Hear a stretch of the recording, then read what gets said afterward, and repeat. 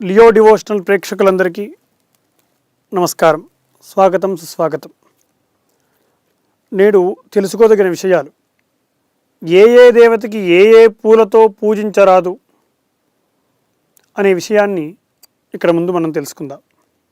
మన ఇష్టదేవతకైనా కులదేవతకైనా సరే మనం ప్రతిరోజు నిత్య పూజ చేసే సమయంలో లేదా దేవాలయాల్లోనూ పండగ వ్రతాల్లోనూ ఎక్కడైనా సరే మనం పూజ ఆచరించేటప్పుడు అన్ని ద్రవ్యాలు ఉన్నాయో లేదో చూసుకుంటాం. అలాగే పూల విషయంలోనూ శ్రద్ధ వహిస్తాం కదా.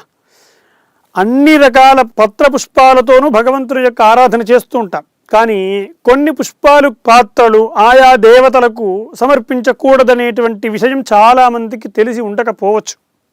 అలాగే దేవతకు ఏ పుష్పాలు నిషిద్ధము అనే విషయాన్ని కూడా ఇప్పుడు మనం తెలుసుకుందాం. ముఖ్యంగా గణపతికి తులసితో ఆరాధన చేయకూడదట. కానీ ఒక్క వినాయక చవితి రోజు మాత్రం 21 పత్రాల్లో తులసి వస్తుంది. అప్పుడు మాత్రం పూజించవచ్చు అనేది, అక్కడ సమర్పించవచ్చు అనేది మాత్రం చెప్తారు.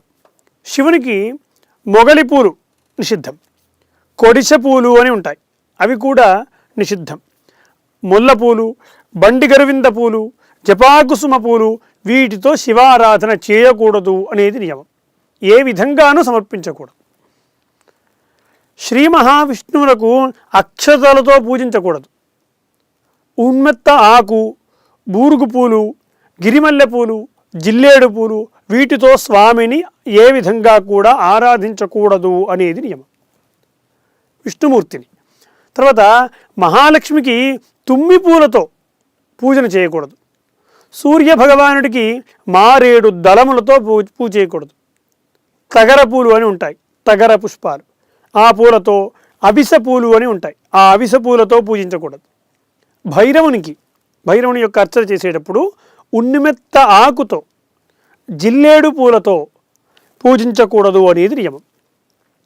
సరస్వతీదేవికి తమాల పుష్పాలు అని ఉంటాయి, ఆ పూలతో పూజించకూడదు.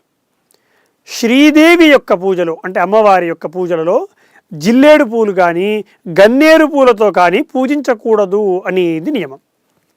ఏ దేవతకు కూడా అర్చనలు చేసే ముందు బంతిపూలు వాడకూడదు. అర్చనలు చేసేటువంటి కాలంలో బంతిపూలు చాలామంది వాడతారు, అలా వాడకూడదు. బంతిపూలు కేవలం అలంకరణకు మాత్రమే, తోరణాలకు మాత్రమే ఉపయోగించుకోవాలి. ఇలా ఆచరించిన పూజలు నిష్ఫలమగును అని శాస్త్రములు తెలుపుతున్నాయి. కానీ శాస్త్రపరంగా పత్రపుష్పములు దొరకకుంటే ఈ నిషిద్ధ పత్ర పుష్పములను సమర్పించి క్షమాపణ మంత్రమును పఠించవలయును. ఇది తత్వసాగర సంహిత యందు ఇందులో చెప్పబడింది, తత్వసాగర సంహిత యందు చెప్పబడింది.